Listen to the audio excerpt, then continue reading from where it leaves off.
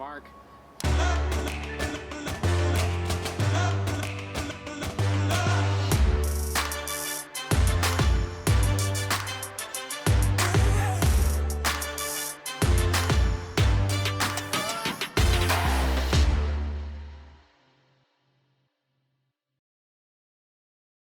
Hey, what's going on, guys? Jason Lore here with Jason Lore Photography and Films, and welcome back to another episode of the JL Photography and Films podcast series. So, last time we did a movie review on The Last Action Hero, which I hope you guys got a chance to watch. If you guys did, let me know what you guys think.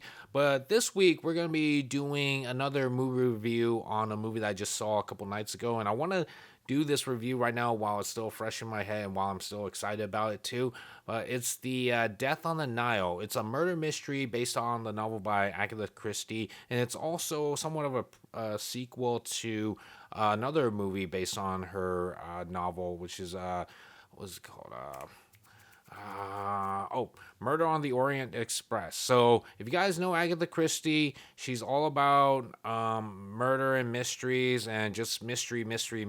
And you're definitely going to get a lot of it from Death on the Nile, just as you did on Murder on the Orient Express. And, of course, there's going to be a group of people, and amongst one of these groups of people is the murder, and of course there's going to be a death, hence Death on the Nile. But anyway, so let's go over who is in this movie. So just like Murder on the Orient Express, there's a whole bunch of cast members of very well-known names here. You got Letitia Wright, Sophia Okonedo. I hope I pronounced that right because she's a really wonderful actor in the movie. And then you got Armie Hammer, Gal Gadot, and you also have Rose Leslie, who are just a wonderful group of characters. I know there's definitely more. Oh, Annette Bening, of course. Shoot, can't forget her.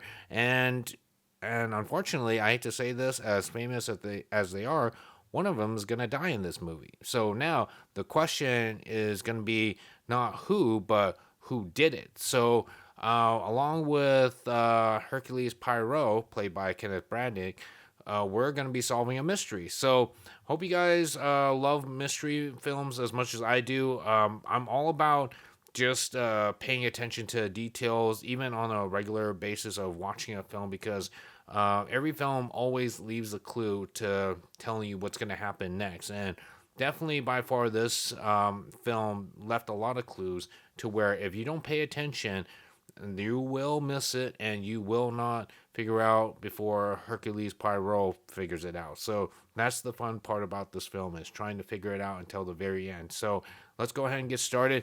So basically the story is about these two newly engaged couple, Armie Hammer and Gal Gadot, who are actually more of like on a run from a crazed ex-girlfriend of his, and they meet up with a bunch of other friends and family members who are gathering to celebrate their engagement. And of course, the crazy ex-girlfriend shows up and, just tries to crash the party and hopefully tries to convince Armie Hammer's character of, what they used to have and how it's still there. But of course, he pretty much shows her that no, I moved on. But of course, that doesn't really stop her, and so everywhere they go in Egypt, she tends to follow, as well as like everywhere around the world. So now, as they board a ship going down the Niles of Egypt,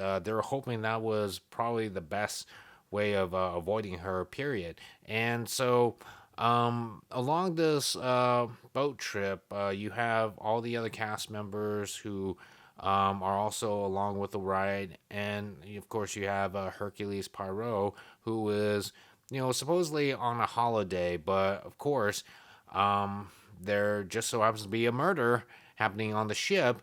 Lynette ended up, dead. Apparently shot to the head, but the question is, like, who could have possibly have done this in the middle of the night? So most of the eyes would be pointing towards Armie Hammer's ex-girlfriend, who, of course, no surprise, found her way onto the ship.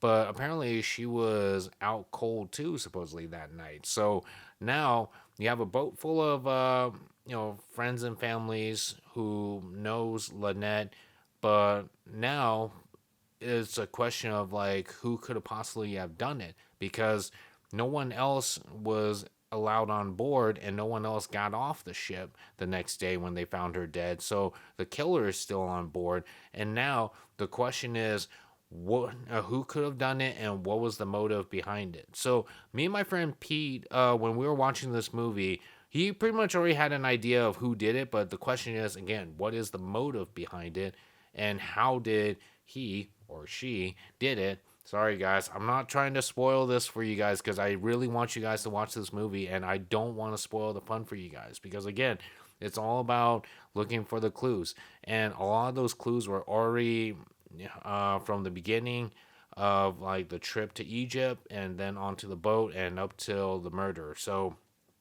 just like Poirot, like if you were thinking like he was basically scoping out everybody, watching like facial expressions, body languages that pretty much gives out a clue that they're gonna be up to something. So that's one of the reasons why I love murder mysteries like this because anybody is a suspect until basically they're proven innocent. Or I probably messed up that line.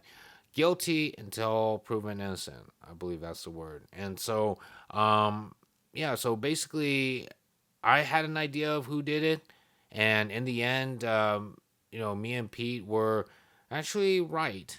Because, of course, there was definitely more than one deaths, which and then turns leads to more killers. So I'm not going to tell you guys how many killers, how many deaths there are, but just so you know, it's all in the clues. That's basically at the beginning, middle, and then eventually the end when Hercules Pyro finally reveals who the killer is.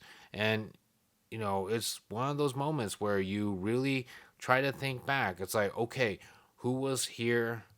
Um, who was here during the time of the murder and who was not there during the time of the murder? Or what was that person doing during the time of the murder? So that's where it's like it really gets you like thinking back on like what you've learned so far and if you've gotten everything down because I did take a look back at the beginning, middle, and end, and oh, I'm sorry, beginning and middle to where Pyro did in fact get everything right based on the clues that he picked up. So the question was not did you pick it up as you were watching the movie. So it is absolutely fantastic with the reveal of who did it and why they did it. So it's definitely an entertaining film to watch, and the actors really did a great job of playing their parts as far as like just playing the type of character that they